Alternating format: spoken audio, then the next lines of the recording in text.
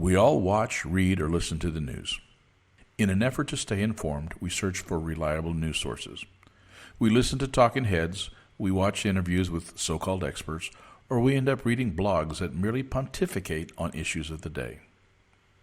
I, for one, miss the days of Walter Cronkite, Dan Rather, Ted Koppel, and Barbara Walters. These were journalists I can trust for accurate and balanced news. In this episode of the Latino Business Report, I talked to Nick Toso. Nick is an innovator and a leader in the future of journalism. Nick has created a platform that simplifies the job for the working journalist, provides them with resources and vetted experts to interview. This relatively new, innovative platform Nick created is changing the way journalists are doing their jobs and how news is reported.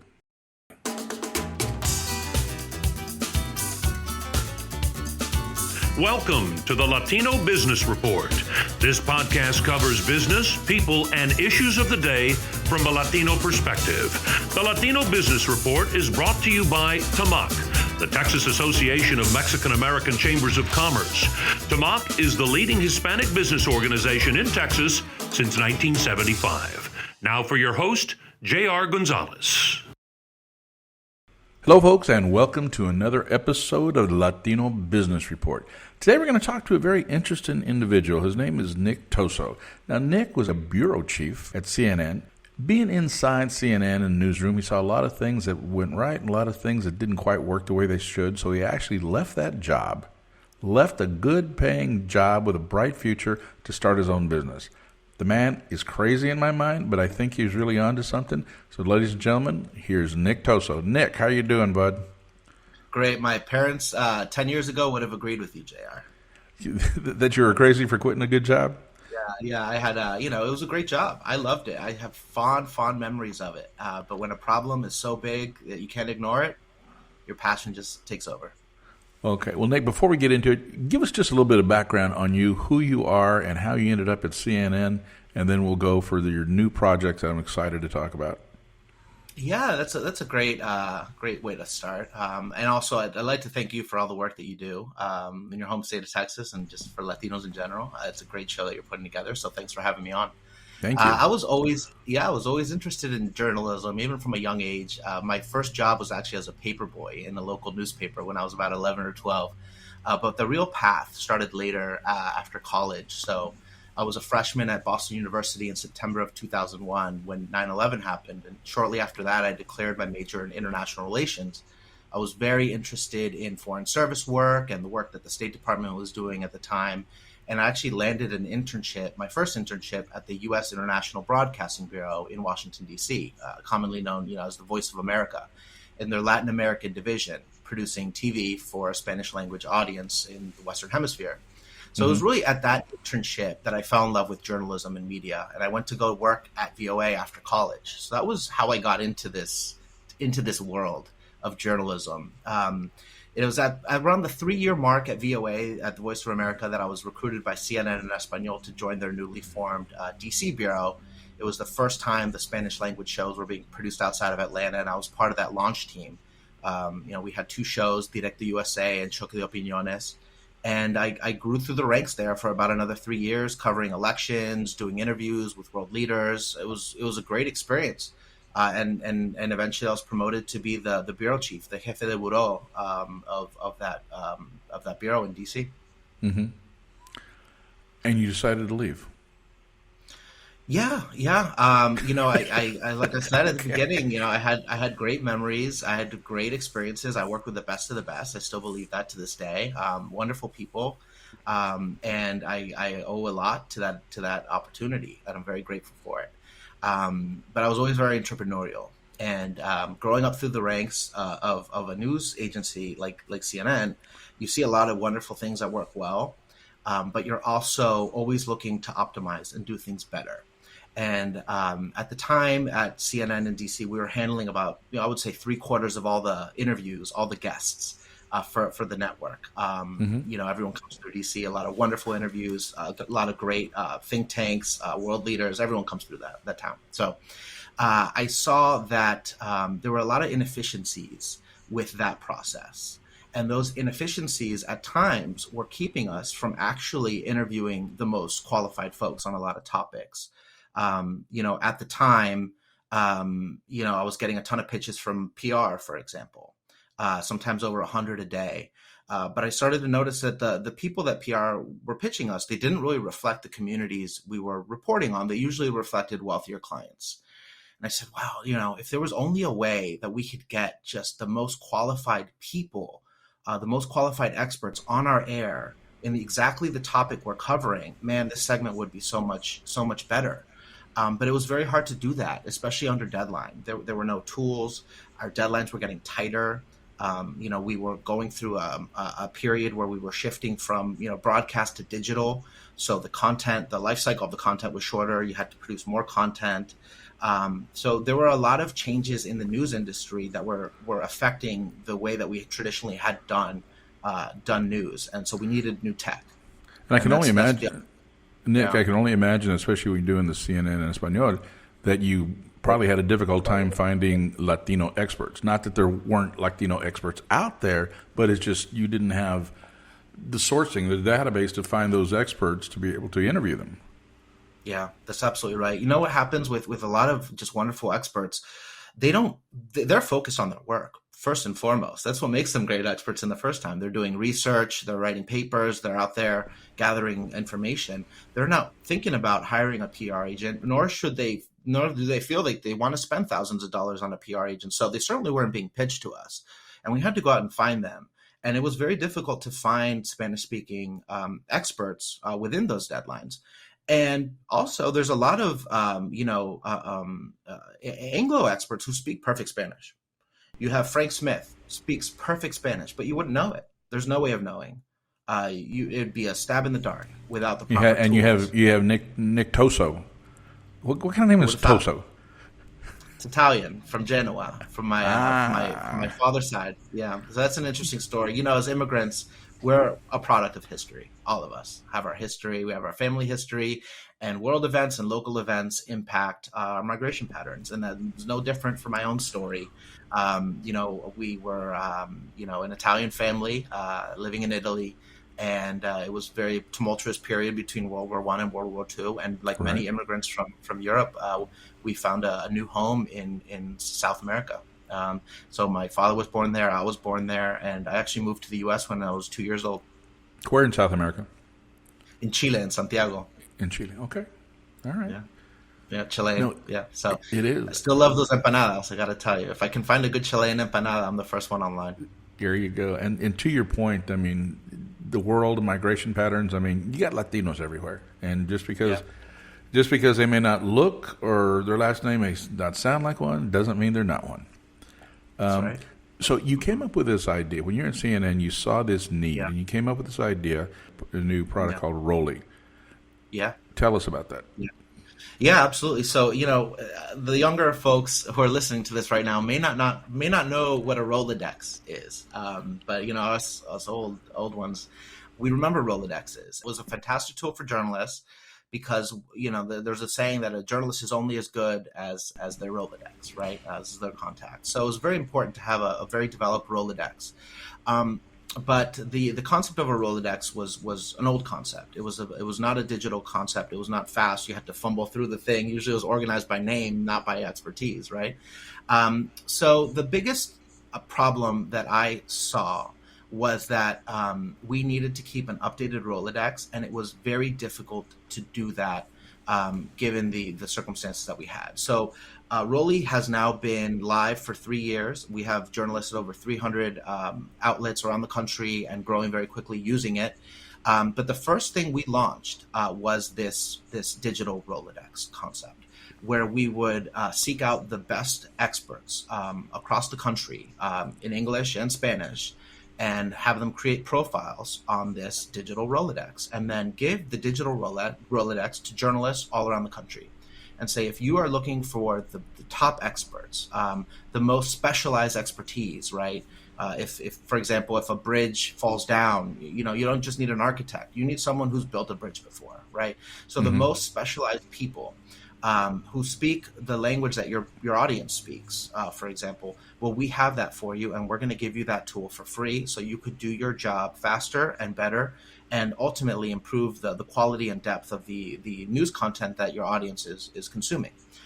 So that was the first thing that we launched, and it went very well for us. And we started asking, what other problems are you having? I had a great idea from my experience of what these problems were, but some problems don't translate from the network level to the local level. So I went to local stations around the country, my friends around the country, and I asked them, what do you need? And they said to me, it'd be nice to know what was going on in town. I know what concerts are happening. I know when there's an art show, but I really want to know when there's like a newsworthy event happening. And there wasn't any system, even for us in DC, that really gave you the lay of the land in terms of newsworthy events, and certainly not at the local level. So that was the next thing we built. It was the news planning calendar for journalists, so they could stay ahead of the news cycle, so they could plan their week better and have a wider scope of the news events that were happening in their community. So we built that. And then the journalist said, I just wanted a little bit more information about my audience. I want to know what they're consuming. I want to know what they like and they don't like. So we've built, audience engagement analytics, and now they're talking about AI and deepfakes. So we're going to go for that one. And the whole concept here, JR, is to build all the tools and resources of a state-of-the-art newsroom on a platform so that journalists all over the country, regardless of their budget, can have access to the best information for the reporting. Amazing. Well, Nick, I feel a little foolish in that you've been around for about 3 years, yet hadn't heard about you till recently. Yeah. But then I'm not in a newsroom either. So are you growing? And it seems like, from what you just explained, it seems like you're taking step by step, and it's growing bigger and bigger and having more and more resources. So is your notoriety or popularity, or should I say, is the usage of your platform by journalists becoming more widespread?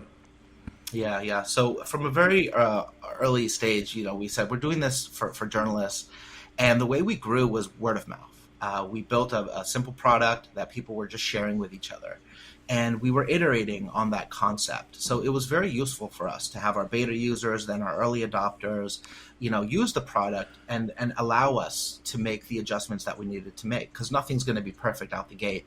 I love to cook, and sometimes you got to do the recipe a few times to really get it down. It's the same way with building a tech product.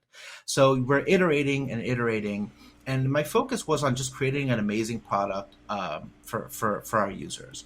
3 years later, we've actually grown quite a bit. We've received the honor of being named a finalist in the Future of News division for the next challenge of journalism and media, sponsored by the Glenn Nelson Center at the American Public Media Group. And our division is supported by the Knight Foundation, which is one of, if not the leading journalism nonprofit. So it's a big honor. Big recognition. We were voted as a finalist by over 50 industry judges. So it was a very big validation for us. This is something that happened a few weeks ago. And we're growing. Congratulations on that, though. Wow, that is. Yeah. Okay, I want to stick on that for a sec. This was competition, and you're named what? The Future of Journalism? Yeah, the division is called the Future of News. The Future of News. Okay, the Future of News. Okay. Yeah. We're in there with other finalists that are amazing in their own right, doing wonderful things. But we're very honored that we were recognized as a solution for some of the problems that journalists all over the country are facing right now. What I'm understanding this correctly is basically the platform that you have designed can become the one that's being used in the future, and I'm sure there'll be other people trying to duplicate and copy and everything else. But kudos to you. I mean, that's very innovative to actually have successfully developed something to get that level of recognition. I mean, that's huge, Nick. Yeah, thanks. We essentially invented the category. We invented the category of newsroom as a service. We are the first and only newsroom as a service. You might have heard of platform as a service, and there's a lot of other things as a service. We are the first newsroom as a service. The platform that is a virtual newsroom that gives everybody amazing tools and resources that sometimes you only find at the biggest outlets. So it's an innovative concept, definitely. So for a journalist that wants to tap into this platform who may not be familiar with it, what's the cost to them? What's the cost to use this as a journalist? Yeah, great question. So we just launched our local news initiative a few weeks ago. We saw the greatest need at the local level for tools like this. For folks who aren't aware, and we're sitting here April 12th, 2023, Local news stations are shutting down. They're losing resources. There's been a lot of shifts in the business model from going from broadcast to digital, now digital to social, and these things are happening, and they're really affecting how journalists can get paid and keep these stations going. We're still figuring out the solutions to those today, but we've found that these journalists have a great need. So the platform is free. If you work at a local station or a nonprofit news outlet, the platform is free for you, because we're in the business of providing journalists with good tools. For experts, what we've done is we've made it a very, very low yearly membership fee. So essentially, for less than the cost of a press release, you could be on the Rolli platform for an entire year. This is a very, very innovative concept in the PR industry, as you may know as well, because PR is very expensive. So what we've essentially done is remove the barriers of entry for qualified experts, and we vet everyone on the platform. And it's essentially your experience and your expertise that pays for your membership, essentially, because we use your fee to basically take care of the platform and keep innovating. But we're not in the business of taking all your money. We're in the business of connecting people. Well, Nick, I have to ask. I mean, first of all, thank you for that platform. I'm definitely gonna, now that I know about it, be digging around there a little bit more. But if it's free to journalists, working journalists, and if you're charging just a nominal fee to the experts, dude, that's not enough money to run the thing. I mean, it has to cost you something. I mean, if you don't mind me asking, where's the funding coming from for this operation? Because it seems like your research, your tools, keeps getting bigger and bigger. Absolutely. Nothing's for free. Yeah. It's not for free. Nothing's for free. And I will say to anybody who uses a platform for free, and they may have heard this before, but if you're not paying, you are the product. So there's platforms that will not charge you anything, but they will sell your data. And that's how they make their money. We don't do that. We don't sell your data. I was once one of those journalists that their email got sold to PR companies through the big guys. They sell your email without your consent. So that was a very personal point for me. So data, privacy, and protection is very important to us at Rolli. We take away a lot of chunk that we could make from just selling our data, but those are our principles. We're sticking to it. We launched the program with technical co-founders and friends and family who have invested to date $1.7 million into our platform. And we have developed an amazing platform with our fundraising and our funders. Through entering other competitions and applying to grants, I believe that we can create a very profitable business that values expertise, because I think that the public wants expertise. So whenever someone, an audience as large as the one we have in the U.S., wants something, we get enough people to pay for it, it could be very profitable, and we can do good at the same time. Okay, that answers that question. Very innovative, creative. Thank you. Now, with that, as you have the funding, that's significant. Are you fully funded? Are you still looking for some funding to come in to be able to expand the operation? Yeah, absolutely. I think that we will be raising a funding round. We will be bringing on additional investors later this summer. That's definitely something we're looking at. So as we scale, but my main goal at this time is just creating an amazing product and having our customers love the product. We offer full money back guarantees on all yearly memberships if anyone's not satisfied, because again, we're in the business of connecting people, not in the business of taking your money. So, money is important. Any investor will tell you that. We need to make a living and we need to keep innovating. But I think if you do things for the right reasons, the money will find you. And that's really my principle. If you create a good product that actually works, that people love using, the money will come. And there's no doubt about that. We're people first, the money will follow. Well, let me ask you this, Nick, and you may not want to answer it right now, but just keep me in mind. Mm-hmm. Are you ever going to go public? I'm taking it one day at a time. Okay, I get it. Well, when you do, I hope my name is in your Rolodex and it goes, JR, now's the time to get in. We're about to go on the market. I will make sure that if we have plans to do something like that in the future, we will obviously file all the proper paperwork. And Hey, if you're going to be the future of news, I mean, there has to be something in there. But anyway, what I also like, I am honored that we're even talking about this. But again, we're taking it one day at a time and focusing on our customers and focusing on the goal, which is, getting these qualified experts off the sidelines and into the important conversations of the day. And for those of you listening, remember, you heard it here first on the Latino Business Report.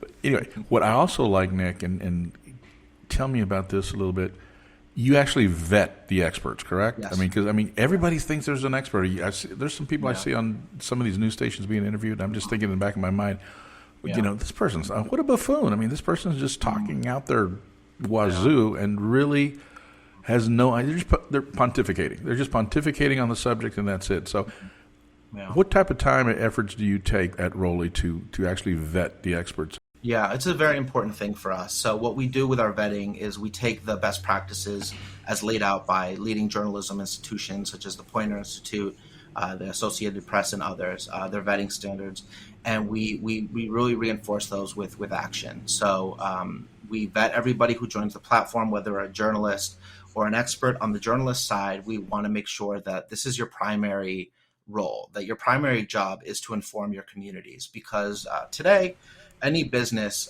can and should start a podcast. Frankly, it's a good tactic. But whoa! Stop! What did you just say? You want to give me more competition, Nick? Really? Seriously? No, JR. But it's the great thing about podcasts is that it helps you connect with your audience and it helps you speak. And it's putting on a podcast is all about community. And I think that any good business will start a strong community. And I think it's a great tool. You have a fantastic podcast. You have wonderful guests. Keep doing what you're doing. But imitation is the highest form of flattery. And you see a lot of growth in podcasts, especially recently. But my point in saying that is that if you're a marketer and you're starting a podcast, that's wonderful. But Rolli may not be the right product for you. What our experts are really looking for they're looking to make an impact with news stations, and they're looking to make an impact with large audiences. And that's really where we see the greatest opportunity and the greatest need at the time. So on the expert side, on the journalist side, we really make sure that this is your primary job as a journalist, true and true. On the expert side, we like to see a high degree of specialization and qualifications. So what we do is we work with the leading institutions and organizations to scale that effort, because it's very laborious to vet 1,000 people in a week or even a day. Yeah. So we work with institutions of higher learning, such as universities. We work with nonprofits of all sizes, think tanks, and other organizations that have amazing folks and have vetted their folks, obviously. And we work directly with them to help put their people on the platform and thus bring more attention to the work that they're doing in a new and novel way. Individual experts can also sign up for Rolli, and we do vet you on an individual basis. We are scaling this with new technologies coming out like AI to do some of the work, but there will always be a human element to the vetting. But again, as demand grows, we need to find ways to vet you faster and more effectively. But it's an absolute priority for us. Because what happens, you go on LinkedIn, you could write anything you want. You go on Google, you could write anything you want.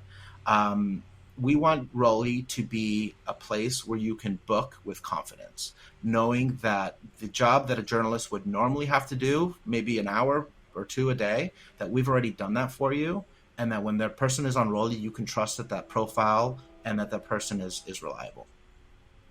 Well, Nick, that just sounds amazing. I'm excited to find out more about your platform and to start using it and utilizing it. But for listeners out there now, what is the name of it and how do they find it? It's what, rolliapp.com? That's right. Rolli is short for Rolodex, like I mentioned before, right. Spelled ROLLI app. So rolliapp.com. Just go into Google and type Rolli, ROLLI, and you will be the top hit there too. Okay, sounds good. Nick, before we go, and I just can't thank you enough for taking time to be on the show, but I do have a question for you. We may not have time for it this one, but maybe we can do it in future shows. One of my concerns that I'm seeing is the lack of Latinos in journalism. Yeah. I mean, is there a void there, Nick? Is there a void of enough Latinos being in journalism? I mean, you look at the population, you look at the market, there's so much going on, but so much good things get omitted because people who don't look like us, don't speak like us, don't understand the culture, they're not getting it, and they're not getting those stories out. Yeah.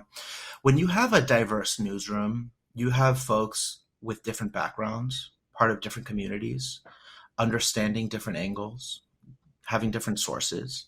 And having diversity in the newsroom is one of the best news gathering resources that any newsroom can have. Diversity is very important. You have a diversity of ideas, and you get things like that. The problem is, at the time, right now, speaking in April of 2023, we are lacking diversity in newsrooms. And it's not just me saying it. A recent Pew study from last year found that by a considerable margin, more journalists say their organization does not have enough racial and ethnic diversity. That's over half of journalists polled said that they did not have enough racial and ethnic diversity. Hispanic workers comprise an estimated 12% of the media industry's workforce. That's in the overall economy, they're at 18%. So it lags the overall economy. And we need to do a better job of that, certainly, because then it reflects on air. The diversity of guests that you see on air also follows this trend, where you don't see Latinos represented and other ethnic groups are underrepresented on the actual airwaves as a result. Is there anything that can be done to get more Latinos in the industry? It's a tough broad situation. question, I know, but so here's the problems that we're having with news, especially at the local level. In many of the local stations around the country, we have journalists who are committed to informing their communities. This is their mission. This is their passion. The problem is, a lot of these journalists are making minimum wage. It's very hard in our local communities to support local journalism at the moment. We're still trying to figure out a good business model. We're trying to figure out how to pay journalists more and more. So for someone who is looking to make a lot of money, unfortunately, at the time, journalism is not attracting a lot of those folks. For folks who are committed to informing the communities, there's no better career than journalism. I think that we are seeing a really exciting trend of independent journalists starting podcasts, starting Substacks, finding ways to monetize that. And I really do believe that journalism isn't dying, it's just changing, and it's fragmenting into these new forms of journalists. And hopefully more Latinos will find ways to monetize the content that they're delivering to their audiences and communities, and we can see an uptick in Latinos in journalism. But newsroom jobs are getting slashed, and that's affecting everybody, not Latinos. So we are going through a bit of a transition phase. I would encourage any person, any Latino listening to this podcast right now that wants to enter journalism, you can start today. Start a newsletter. Talk to your communities. See what your community cares about. You can be a journalist today. You don't need to wait for an offer letter from CNN Espanol to become a journalist. You should start today and do it. And from a very early stage, figure out how you're going to monetize that so it's sustainable for you. And I think that is the path for Latinos who want to get into journalism today, and anybody who wants to get into journalism today, because if you want to get into journalism, it's because you're passionate, and you're not going to give up because money is a little tight. You're going to find a way to do it. We just have to find more ways to make it sustainable for folks to stay in the industry. Well, Nick, that is some great advice. And I think, to your point, as a entry-level journalist into the local market, yes, they are making minimum wage or barely about. I mean, the kid over at McDonald's or Wendy's is making more per hour than some of these journalists are actually making. Yeah, and that's really part of core to Rolli's mission, because we see them. We see journalists all over the country committed to informing their communities, to reporting for their communities. We admire that commitment, and we support them with the best tools and resources that we can create for you. So if you have that commitment to informing your community, Rolli will support you with the tools and resources of the newest, largest newsroom. I don't care if you're a team of 1 or 2 or 3. You can have those resources that the big guys once had. That is amazing. I definitely plan on tapping into your Rolodex over there and using some of that, Nick. So thank you. Thank you for being on the show. It's been very informative. I know that our listeners gained a lot. I know I did. But before we go, is there any thoughts or anything you'd like to leave us with? Yeah, I think that maybe we in the media haven't done a great job at explaining what it is we exactly do. Sometimes there's TV shows and movies that sensationalize the job of being a journalist. And I think that as a founder, if I could bring a little transparency back to that process, it's mission accomplished. Okay. For whatever it's worth, I did watch the movie Citizen Kane multiple times. I don't think that equates to modern journalism, but it was still a great movie. Those were the golden Nick, days. thanks. Yep. Thanks for joining us, ladies and gentlemen. You've been listening to the Latino Business Report. My name is J.R. Gonzalez, and you can find us at latinobusinessreport.com. Our entire library is also on YouTube for those who prefer that platform. We're very excited we're having some new changes coming up. Stay tuned, and we'll see you next time.